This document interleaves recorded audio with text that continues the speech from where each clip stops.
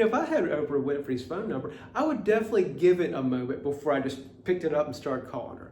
I really kind of want to have my act together, wouldn't you? Welcome to 10K Tuesday. Another 10 miler. Woo! Whoa! Woo. Almost wiped out on that. Oh!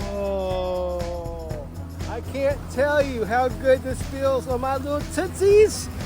Hey, welcome to 10K Tuesday. Hi, my name is Scott. If you've never been here before, every Tuesday I've got to run 10 kilometers before I can even talk to you. That's kind of the deal I've made for myself.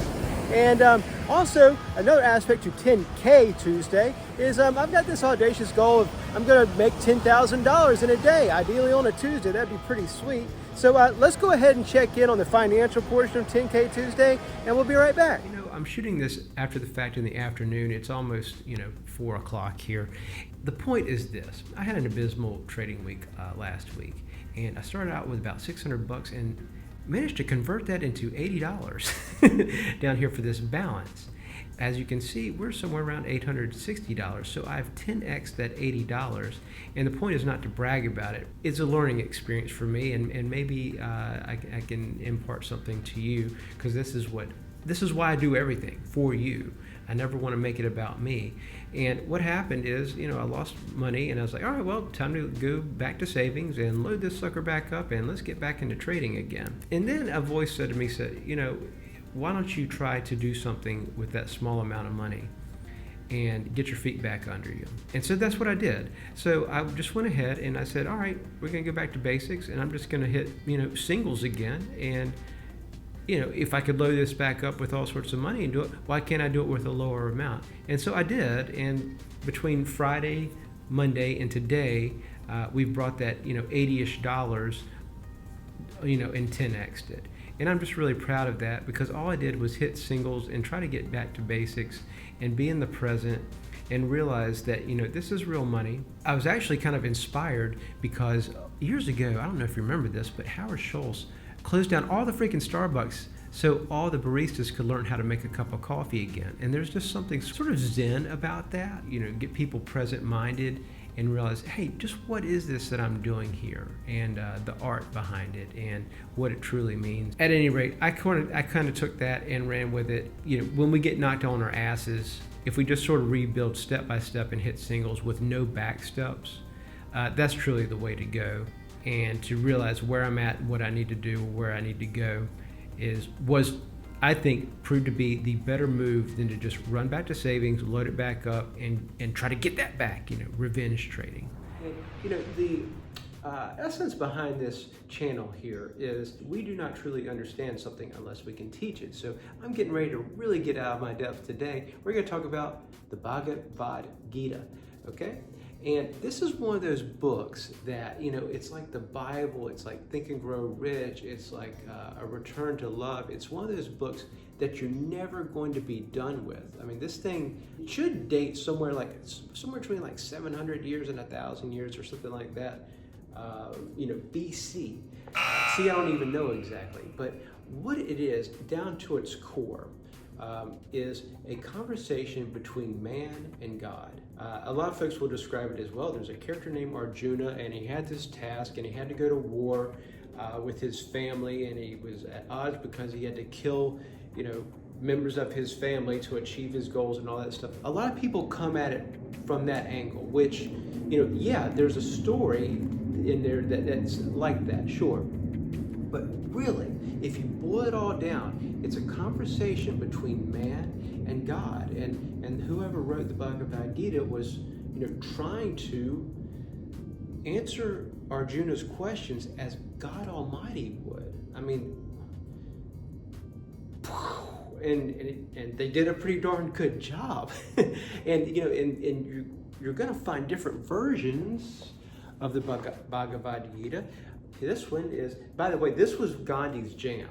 Gandhi loved this book and lived his life off of it, like so many people do with the Bible. And so this is where I'm out of my depth, because I haven't even cracked this thing open yet, really. Both of these books are my wife's too, so I'm not allowed to highlight in them either. So, I love highlighting in some books, but I can make notes, by golly.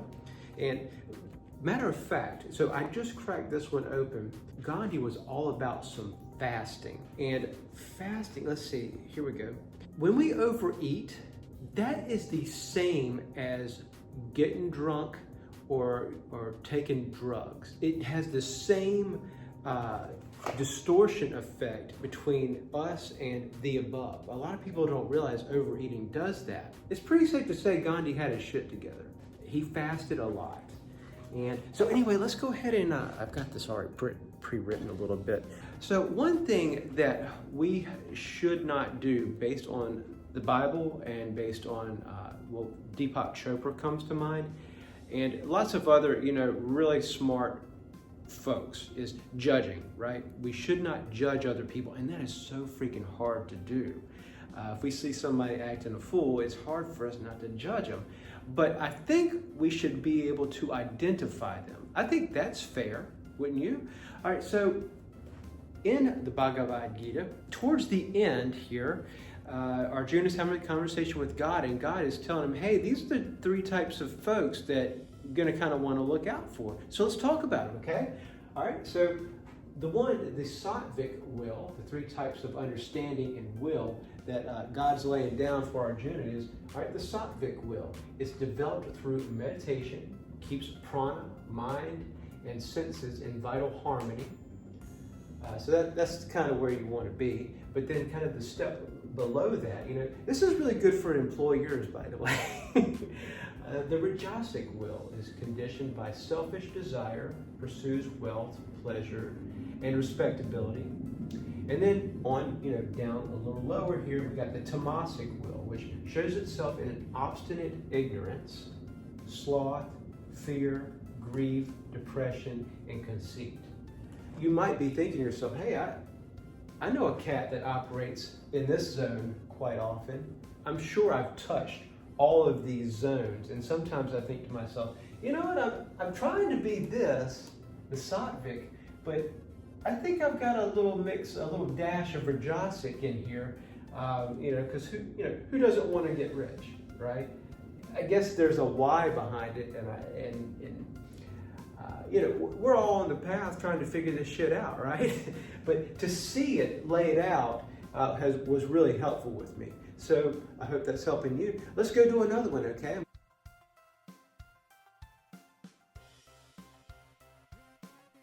By the way, before I erase this, you might be curious as to what does prana mean? So I needed a little help with that. Prana is an old word, Sanskrit, which means life force or vital energy. It refers to a universal energy that flows through and around the body, connecting all living beings. It kind of feels like the force. All right, here we go. So we've got a whole new set here to go over. So let's get into it. All right, to know when to act and when to refrain from action, what is right action and what is wrong is sattvic intellect. All right, and then step down. The rajasic intellect confuses right and wrong actions and cannot distinguish what it is to be done from what should not be done. Then the tamasic intellect, well, there's your fucking gremlins right there. It's shrouded in darkness, utterly reversing right and wrong wherever it turns. So this is the cat that knows what to do and when to do it. This is kind of our lower version where we still have a good bit of distortion between what's right and what's wrong. And then, of course, operating from selfish desires, quite frankly. What's the move that's going to fatten my fucking wallet as opposed to what's right and what's wrong? Lining those pockets. And then tamasic, just absolute wild card. Probably, these are your bank robbers. These are your purse snatchers. Again, not judging, but it's nice to, maybe this is helping somebody out there going, holy shit, man, my cousin is tamasic. This is why I hide whenever I see him coming up to my door. No, ain't nobody here, don't knock. I hope that this is helping. I'm gonna do 1 or 2 more here. Especially, I've got one for you employers, okay? I think you can guess which guy you don't want to hire, but anyway, let's follow through on this, okay?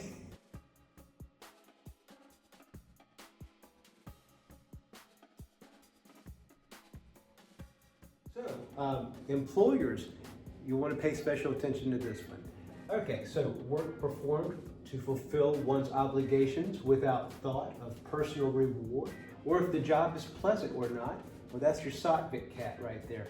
That's your MVP, and that's probably you being, if you are the employer of, a small, medium business or large business. At any rate, the dude that cares and loves his work. He doesn't give a shit if it's pleasant or not. It's just like his life's purpose is his work. So like a Steve Jobs, like that was his freaking purpose. Okay, number 2, work prompted by selfish desire or self-will, full of stress, is rajasic. I think all of us have been in this category, might as well call it for what it is. We're there for the paycheck. We're not going to be the worst employee there, but we're probably not going to be the best. And then, of course, here's your gremlin. Work that is undertaken blindly without any consideration of consequences, waste, injury to others, or one's own capacities is tamasic. But I'm sure every industry has this type of person in it. It's all about the judging. We don't want to judge, we're told not to judge. I think it's awfully helpful if we can identify, so at least we know what we're dealing with when that guy walks through the door, or girl. All right, so this is me geeking out on, kind of high-minded philosophical stuff, trying to wrap my head around it and doing the best I can. And you know what, I'm really looking forward to getting into this one here. From what I understand, there's tons of different variations. This one, my wife tells me, she's pretty smart, that this right here is pretty much the go-to if you want to get into the Bhagavad Gita. This one right here is going to be the one that you don't need to be a genius to wrap your head around it, and I certainly need that.